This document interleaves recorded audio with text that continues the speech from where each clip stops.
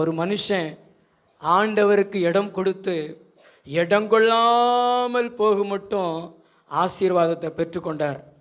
லூக்கா சுவிசேஷம் 5வது அதிகாரம் 3வது வசனம்.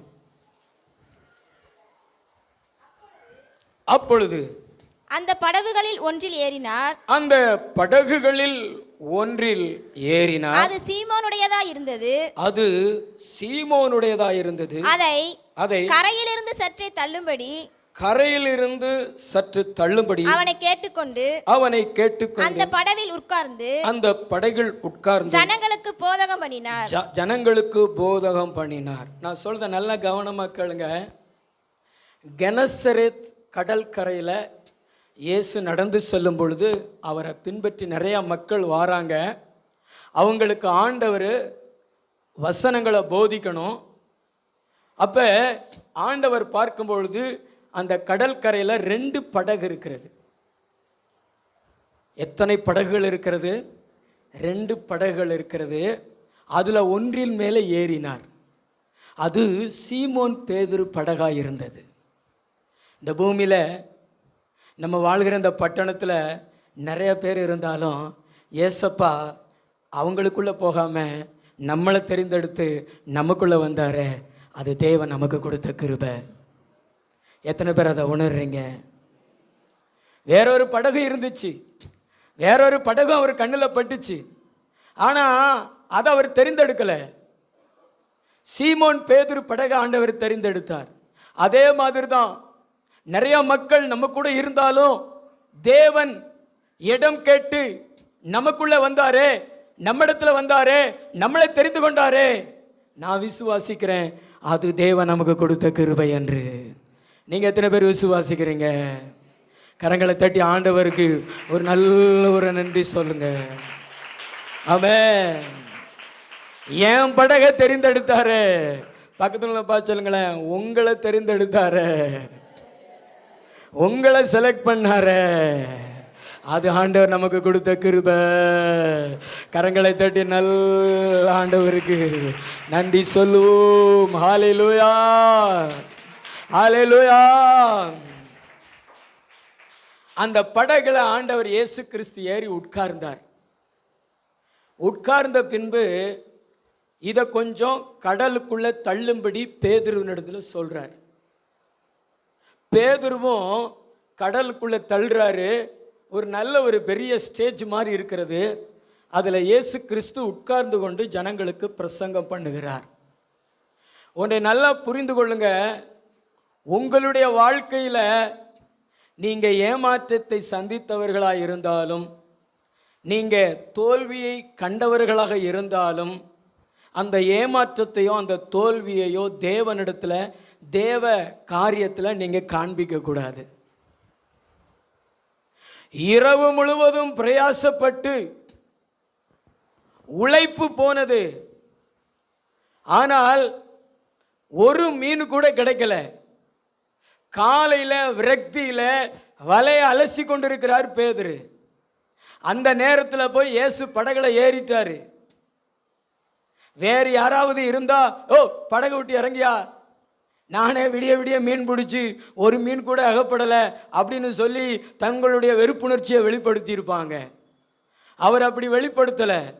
அடுத்து இயேசு கிறிஸ்து உட்கார்ந்த பின்பு கடலுக்குள்ள தள்ளு அப்படின்னு சொன்ன போது கூட தன்னுடைய வெறுப்புணர்ச்சியை அவர் வெளிப்படுத்தலை.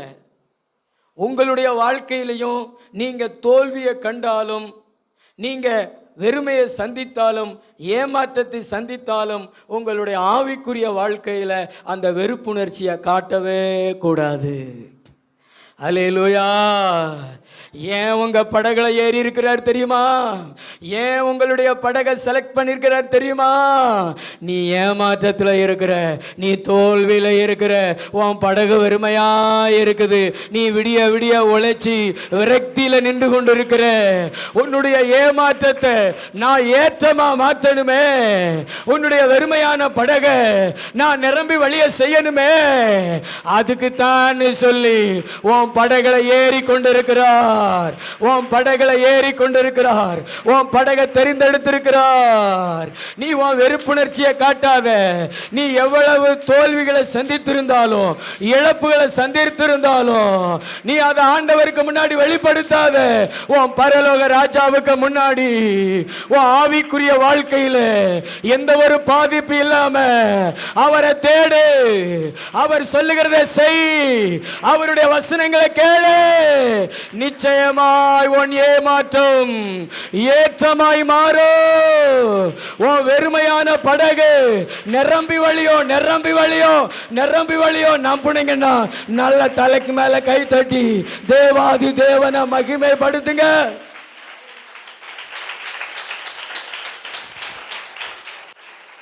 இன்னைக்கு நிறைய பேர் தங்களுடைய வாழ்க்கையில் நடந்த காரியங்களை வச்சு விசனப்பட்டு ஆண்டவருடைய காரியத்தை தள்ளி அவங்க ஆசீர்வாதத்தை இழந்து போயிடுறாங்க. விசனப்பட்டு டென்ஷனில் இருக்கிறது, தொழிலில் தோல்வி, அடுத்து மற்ற காரியங்களில் தோல்வி. அந்த நேரத்தில் ஜெப கூட்டத்துக்கு வீட்டுக்கு ஆள் வந்தாலோ அல்லது சர்ச்சுக்கு ஆள் வந்தாலோ பாஸ்டர் வந்தாலோ வெறுப்பை காண்பிக்கிறது. ஒன்றை புரிந்து கொள்ளுங்க, நீங்கள் தோல்வியில் இருக்கிறீங்க, நீங்கள் ஏமாற்றத்தில் இருக்கிறீங்க, நீங்கள் வெறுமையில் இருக்கிறீங்க. இதெல்லாம் அறிஞ்சுதான் இயேசு உங்கள் படகை தேடி வராரு. ஆனால் நீங்கள் விசனப்பட்டு கோபப்பட்டு நீங்கள் அவரை புறக்கணிச்சிங்கன்னா ஆசீர்வாதத்தை இழந்துருவீங்க. இந்த பேதுரு அப்படி வெறுப்புணர்ச்சியை காமிக்கல, படகை உள்ள தள்ளுறாரு. ஆண்டவர் போதிக்கிற போதனைகளை மக்கள் கேட்கிறாங்க. ஆண்டவர் இயேசு கிறிஸ்து படகுல இருந்து போதிக்கிறாரு. இந்த பேதுருவும் தன்னுடைய செவியை கொடுக்கிறாரு, வசனத்தை கேட்கிறாரு. வெறுப்புணர்ச்சியை காமிக்கல. தேவன் மேல எந்த கோபமும் அவருக்கு இல்லை. நாம் தேவன் மேல எந்த கோபத்தையும் காட்டக்கூடாது. பக்கத்துங்களை பார்த்து சொல்லுங்களேன், உங்க வாழ்க்கை தலைகளை மாறினாலும் தேவன் மேல வெறுப்புணர்ச்சி, கோபம் இவைகளை காட்டக்கூடாது. எப்பையும் போல ஆண்டவரை தேடுங்க, ஆண்டவரை பாடுங்க, ஆண்டவரோட வசனத்தை கேளுங்க. கொஞ்ச நேரத்தில் உங்க படகு நிரம்பும் பாருங்க. கொஞ்ச நாட்கள்ல உங்க படகு நிரம்பும் பாருங்க. நல்ல கையை தட்டி ஆண்டவருக்கு மகிமை செலுத்துங்க. ஏன்னா இயேசு கிறிஸ்து உங்ககிட்ட பேசுகிறத எதுக்கு தெரியுமா? உன் தோல்வியை ஜெயமா மாற்றணும், உன் ஏமாற்றத்தை ஏற்றமா மாற்றணும், உன் வெறுமையை நிரம்பி வழியா பண்ணணும்னு தான் உன்கிட்ட மறுபடியும் மறுபடியும் மறுபடியும் பேசுறாரு. உன் படகுல ஏறி இருக்கிறாரு.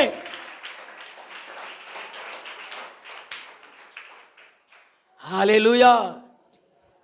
எல்லாம் முடிஞ்சிருச்சு. வசனங்களை கேட்ட ஜனங்க போயிட்டாங்க. ஆண்டவர் அவருடைய காரியத்தை நம்ம ஃபர்ஸ்ட் பார்த்துட்டோம்னா நம்ம காரியத்தை அடுத்து அவர் பார்ப்பாரு.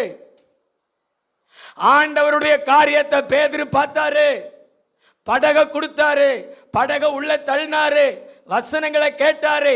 ஆண்டவருடைய காரியத்தை பார்த்த அந்த பேதுருவை ஆண்டவர் மறக்கல. பேதுருடைய காரியத்தை தேவன் பார்த்தாரு. பேதுருவை பார்த்து சொன்னாரு, பேதுருவே நீ ஆழத்துல கொண்டு போய் வலைய போடுன்னு சொன்னாரு. பேதுரு உண்மையை சொல்றாரு, ஆண்டவரே இரவு முழுவதும் பிரயாசப்பட்டேன், ஒண்ணு கூட அகப்படல, ஆனாலும் உம்முடைய வார்த்தையின்படி நான் வலைய போடுறேன்னு சொல்லி கடலுக்குள்ள போய் வலைய போடுறாரு.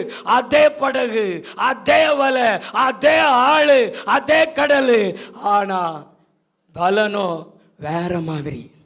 நீங்க வாசித்து பாருங்களேன். லூக்கா 5:8-7. அப்பொழுது அப்பொழுது மற்ற படவில் இருந்த கூட்டாளிகள் வந்து மற்ற படகுகளில் இருந்த கூட்டாளிகள் வந்து தங்களுக்கு உதவி செய்யும்படி சைகை காட்டினார்கள்.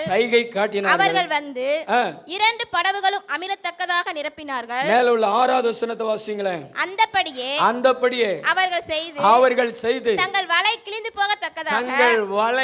கிழிந்து போகத்தக்க மிகுதியான மீன்களை பிடித்தார்கள். ஆண்டவர் கொடுத்த பலனை பாருங்களேன். பக்கத்துல பார்த்து சொல்லுங்களேன், ஆண்டவர் கொடுத்த பலனை பாருங்களேன். 2 படகுல நிரம்பத்தக்கதான மீனை ஒரே வலையில கொடுத்தாரு. கிழிஞ்சு போகத்தக்கதாக மிகுதியான, அந்த வார்த்தையை நல்லா கவனிக்கணும். கிழிஞ்சு போகத்தக்க அப்படின்னா அந்த வலைக்கு, அதாவது சக்திக்கு மிஞ்சின பலன், அந்த வலையின் சக்திக்கு மிஞ்சின பலன் கிழிந்து போகத்தக்கதாக மிகுதியான மீன்களை தேவன் கொடுத்தார். அதுக்கு தானே வான் படகை தேடி வந்தாரு, அதுக்கு தானே வான் படகுல இடத்த கேட்டாரு. ஹல்லேலூயா. கண்டிப்பா உனக்கு பலன் கொடுக்கணும்னு தான் வந்திருக்கிறாரு. இந்த இயேசுவுக்கு நீ இடம் கொடுத்து பாரு, இந்த இயேசுவுக்கு நீ இடம் கொடுத்து பாரு. மற்ற எல்லாத்துக்கும் இடம் கொடுக்கிற நீ, காசுக்கு இடம் கொடுக்கிற நீ, மனுஷர்களுக்கு இடம் கொடுக்கிற நீ, சினிமாவுக்கு இடம் கொடுக்கிற நீ, படிப்புக்கு இடம் கொடுக்கிற நீ, இவை எல்லாவற்றின் மத்தியில இயேசுவுக்கு இடம் கொடுக்கிறியா? இயேசுவுக்கு இல்ல. முழியுறவு ஜபமா இல்ல, ஞாயிற்றுக்கிழமை ஆராதனையா இல்ல, உபவாச ஜபமா இல்ல, வீட்டு கூட்டமா இல்ல. ஆண்டவருக்கெல்லாம் எங்களால் இடம் கொடுக்க முடியாதுன்னு சொல்லி ஆண்டவரை நீ திருப்பி அனுப்புறதுனாலதான் உன்னுடைய ஏமாற்றமாகவே இருக்கிறது. இன்னைக்கு உன் படகை கொடுத்து, ஏசப்பா என் படகுல ஏறுங்க ஆண்டவரே, ஏசப்பா என் படகுல பேசுங்க ஆண்டவரே, உங்க வார்த்தையை நான் கேட்கிறேன்னு சொல்லி உன் வாழ்க்கையில, உன் சிந்தனை, உன்னுடைய காரியங்கள் மத்தியில இயேசுவுக்கு இடம் கொடுத்து அவரை தேடி பார் மகளே. உன் வலைகள் கிழியத்தக்கதாக, அதாவது நீ செய்கிற வருமானம், வியாபாரத்தில், வேலையில் வருகிற வருமானத்தின் தகுதியான அளவை விட அதிகமா தேவன் கொடுப்பாரு, அதிகமா தேவன் கொடுப்பாரு. அதிகமா நம்புனீங்கன்னா நல்ல தலைக்கு மேல கை தட்டி ஆவியில நிறைஞ்சு, இயேசுவே என் ஏமாற்றத்தை ஏற்றமாய் மாற்றுகிறவரே, என்னுடைய கண்கள் எதிர்பார்த்து பூர்த்தி பூத்து போச்ச ஆண்டவரே. ஆர்டர் வராதா, வேலை வராதா, வருமானம் இல்லையே, என் பிள்ளைகளுக்கு நான் என்ன செய்வேன், என் குடும்பத்தை நடத்த என்ன செய்வேன்னு சொல்லி நீ ஏங்கின காலம் முடியும், நீ ஏங்கின காலம் முடியும். நீ உதவிக்கு ஆட்களை அனுப்புவ, உனக்கு கிடைக்கிற ஆர்டர் மற்றவங்களுக்கு நீ செய், நீ பொழைச்சுக்கோ அப்படின்னு சொல்லி கொடுக்கத்தக்க இந்த இயேசுவால் அற்புதம் செய்ய முடியுங்க, இந்த இயேசுவால் அற்புதம் செய்ய முடியுங்க. நான் சொல்றத நம்புறீங்களா? இங்க ஆவியானவர் உலாவுகிறத நான் பார்க்கிறேன்.